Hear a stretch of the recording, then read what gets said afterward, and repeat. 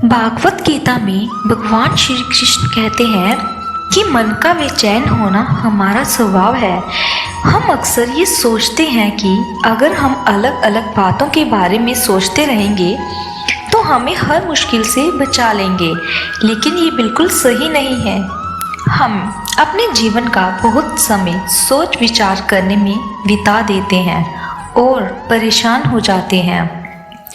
भगवान श्री कृष्ण कहते हैं कि मन का ये स्वभाव बदलना मुश्किल है, लेकिन यह असंभव नहीं है। क्या आप चिड़िया को कह सकते हैं कि वो चींची का आवाज़ ना करे?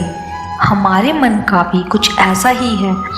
जीवन में कुछ भी होता है, अच्छा या बुरा, हमारा मन उस पर चींची करने लगता है। मतलब चिंता करना, परेशान होना कोई बुरी बात होती भी नहीं है और मन परेशान होने लगता है। कभी कभी तो मुझे ऐसा लगता है कि हमसे कई लोग सिर्फ परेशान होने के लिए जीते हैं। सारी परेशानी, पीड़ा, दुविधा अक्सर हमारी मन की बनाई हुई कहानियाँ होती है।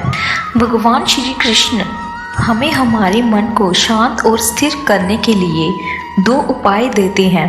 एक है ध्यान लगाना, दूसरा वैराग्य वापसी। वैराग्य का सच अर्थ है कि आप जो काम कर रहे हैं उसका रिजल्ट निकलेगा, उसकी चिंता ना करें। जैसे अगर आपने कोई परीक्षा का पेपर दिया है, आप ये कर सकते हैं कि पूरे मन से तैयारी करें और अपना बेस्ट देकर आया हूँ, परीक्षा में पास होना ना होना आपके हाथ में नहीं है। इस नतीजे के पिछले अलग अलग चीज़ें हैं जो आपके बिल्कुल कंट्रोल में नहीं है। तो जिस चीज़ के बारे में आप कुछ कर नहीं सकते, उसके बारे में चिंता भी ना करें।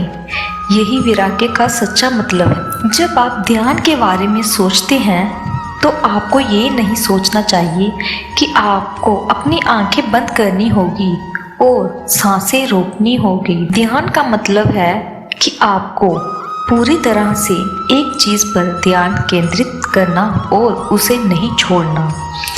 जब आप खाना बना रहे हैं तो सिर्फ खाने पर ध्यान दें। जब आपका एक टीवी देख रहे हैं तो पूरा ध्यान टीवी पर लगाएं। इस बात को सोचने की ज़रूरत नहीं है आप टीवी देखकर अपना समय बर्बाद कर रहे हैं। जब आप हर काम को पूरे ध्यान से करते हैं तो आपका जीवन ही एक ध्यान बन जाता है। राधे।